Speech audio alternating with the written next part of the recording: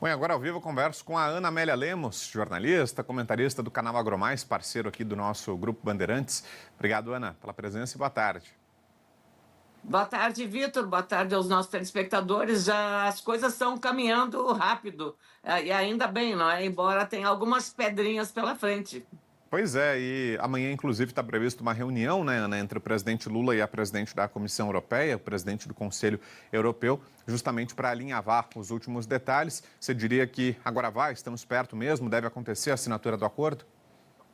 Ah, sem dúvida, eu acho que é um passo importante depois que poucos países, especialmente aqueles que temem um pouco a concorrência, ou aqueles como a França, que foi pressionada pelos produtores rurais, temendo uma concorrência para retirar deles o espaço de mercado interno na França com a concorrência dos produtos brasileiros. Mas é, claro, mais um gesto político do que outra coisa.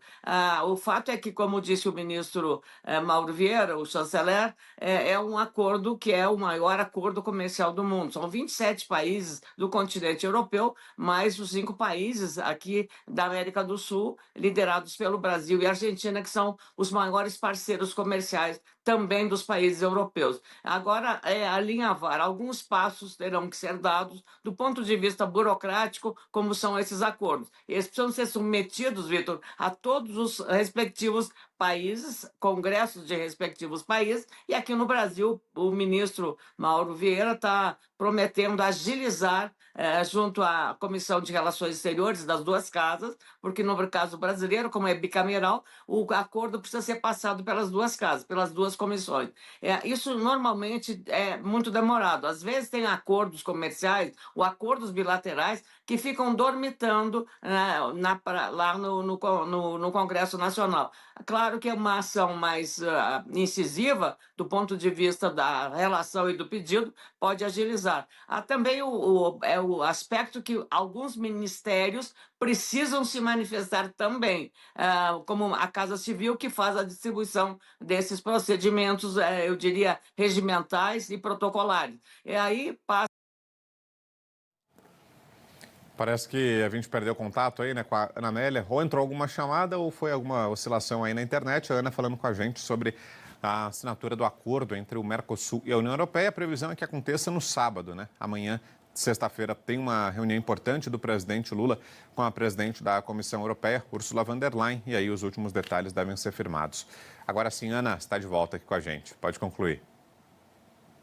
Pois é, estava falando exatamente nesses procedimentos burocráticos, mas dada a relevância que tem, certamente o Itamaraty vai se encarregar, junto ao Congresso Nacional, de agilizar os procedimentos. A questão agora é política também, porque a primeira-ministra da Itália, a Giorgia Meloni, pode não comparecer. Ela não ficou muito satisfeita com as questões relacionadas à Enel. Não sei se a pronúncia correta é essa, é Enel ou Enel, como vocês aí em São Paulo falam, que é a concessionária que pegou a concessão do setor de energia elétrica em São Paulo. Ela é uma empresa italiana, uma empresa privada, mas com participação do capital italiano. E aí não houve muito, digamos, ficaram preocupados por conta da cobrança que o próprio governo federal fez a esse processo de concessão, no caso de São Paulo, liderado, claro, primeiro pelo governador Tarcísio Freitas, pelo prefeito de São Paulo também, né, nesse mesmo cobrança à concessionária que venceu essa concorrência. Então, é uma situação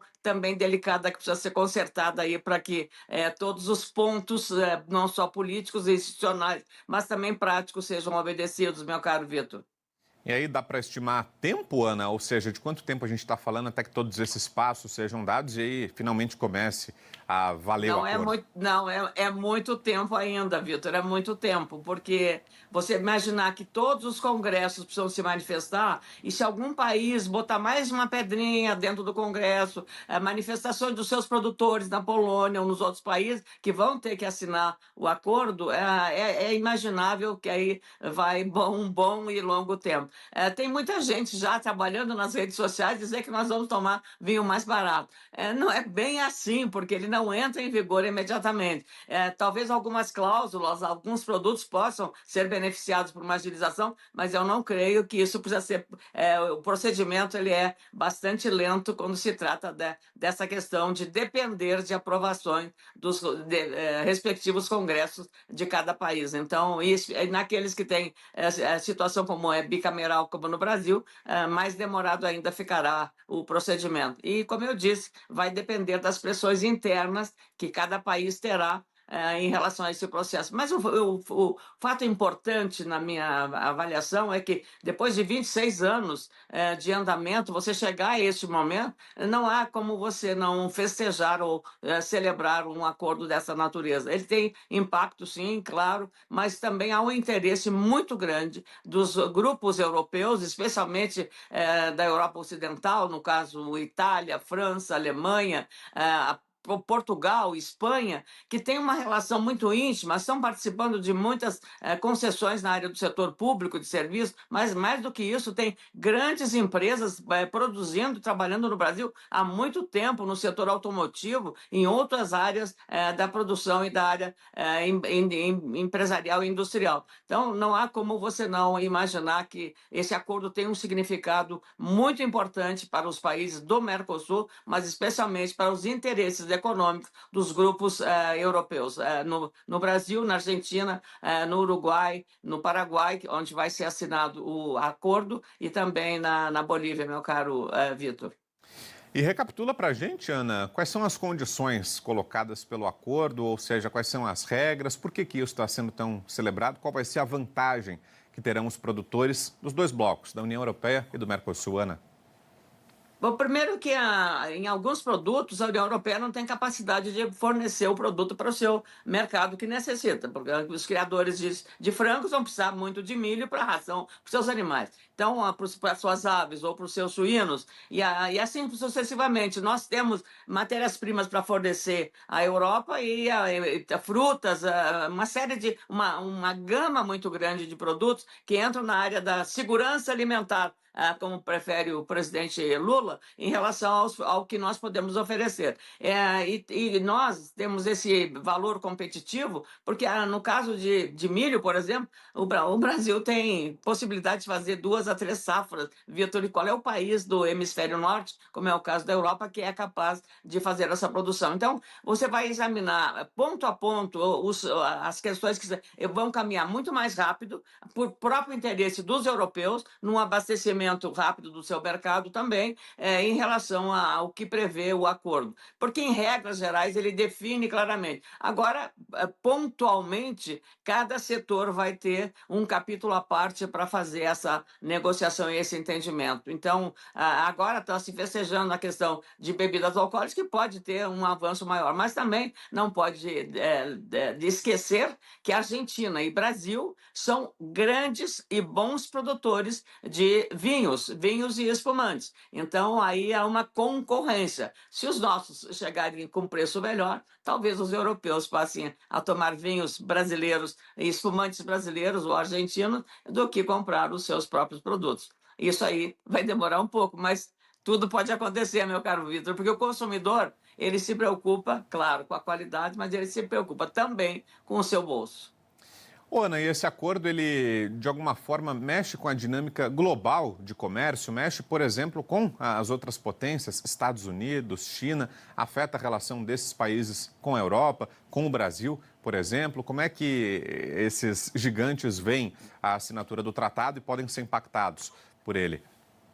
É uma boa questão essa, Vitor. Para o Brasil, especialmente, para o Mercosul também, é uma alternativa de você ampliar e assegurar mercados, e diversificar também, porque você hoje está, no caso nosso das commodities agrícolas, nós estamos com uma dependência muito grande à China e alguns países asiáticos. Então, essa dependência a um mercado que consome a maior parte dos nossos produtos, ela é perigosa, porque você está colocando sempre numa única linha de transmissão, que no caso é a China. Isso, diversificação de mercados, é o melhor caminho para você dar uma segurança na hora da comercialização, para que não o nosso comprador não imponha determinadas regras ou exigências que venham a perturbar o relacionamento comercial bilateral ou multilateral, quando é o caso. Então, essas questões são muito relevantes. Esse é o aspecto, talvez, mais significativo do acordo, no sentido de ampliar um terceiro mercado, ou seja, abrir mais mercado, terceirizar mercados, porque você está hoje, no caso, como eu digo e repito, a questão da dependência. A China, no caso da soja, a China é o maior comprador, mas agora ela também começou a comprar soja dos Estados Unidos. Então, você vê que nós precisamos ter alternativas e ampliar cada vez mais o leque de mercados para vender os nossos produtos. Claro, o produto excedente, para que não falte nunca ao abastecimento interno no mercado brasileiro. Agora, Ana, como você estava falando, a gente entra numa etapa que eu vou dizer mais política do processo, com aprovação nos congressos de cada país. Nesse momento, tem a possibilidade ainda de mudanças no esqueleto do acordo, ou seja, e principalmente de lobby, que setores consigam condições diferenciadas, especialmente na Europa, né? Os agricultores europeus estão protestando bastante, que consigam, nessa fase, nos congressos de cada país, introduzir dispositivos como se fossem exceções e aí acabar conseguindo manter os seus benefícios ou bloquear a concorrência com o Mercosul. Tem esse risco ainda de que esse lobby ainda consiga prosperar nessa fase política da discussão, Ana? Aí o problema é que, como são 27 países, e alguns não têm o mesmo problema que tem a França, por exemplo, em relação ao poder que tem os agricultores franceses, que estão mobilizando o governo. Foram grandes manifestações que ganham espaço na mídia global. Não é o caso. Então, você vê países pequenos da Europa que têm dependência muito maior das compras do Brasil, por exemplo, ou da Argentina, que a situação é diferente. Então, eles vão definir cláusulas, e já foram aplicadas barreiras tarifárias, eu diria, ou comerciais, nesse próprio acordo global, que já dão a garantia de proteção aos respectivos países e produtores. E ao longo do tempo, o que vai se aprovar nos congressos é digamos assim, o guarda-chuva do acordo. Não vai ter o detalhamento, que depois são costuras feitas na regulamentação da implementação do acordo. Então, aí é diferente. Aí é governo a governo, tratamentos. Às vezes tem casos específicos, na área sanitária, por exemplo, quando acontecer. Então, tudo é uma definição global, geral. O guarda-chuva é o acordo comercial Mercosul-União Europeia, e depois, detalhadamente, cada segmento ou cada setor ou cada país vai fazer a sua. Mas ele não pode fugir do regramento geral desse acordo, meu caro Vitor. E, Ana, em relação aos setores, recapitula para a gente quais são os mais beneficiados e na Europa, aqui no Brasil, na Europa, quais são os setores que mais ganham com esse acordo?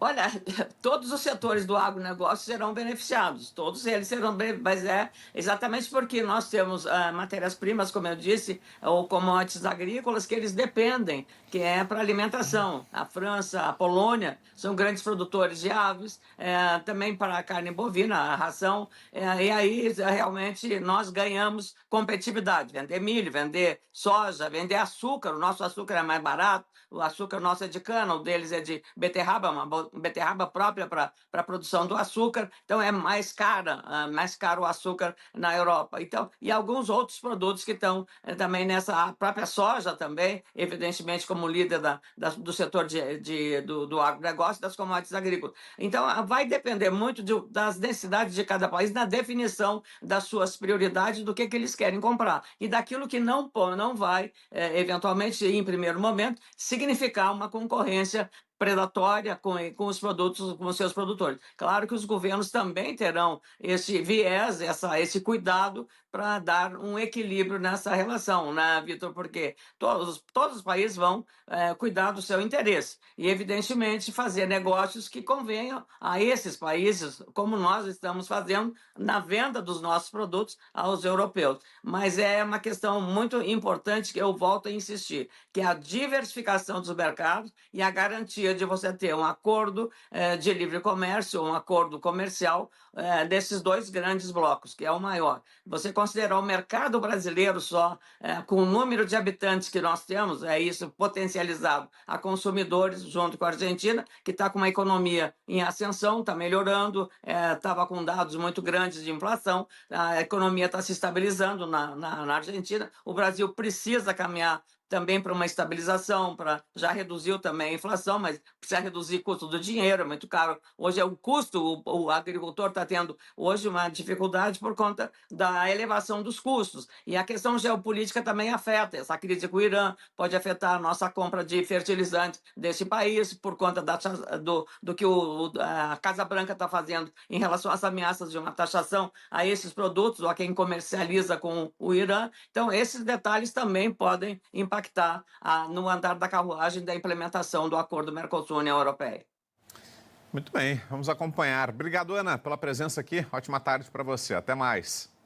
Bom trabalho, meu caro Vitor. Boa tarde para todos. Obrigado, abração. Até mais, Ana.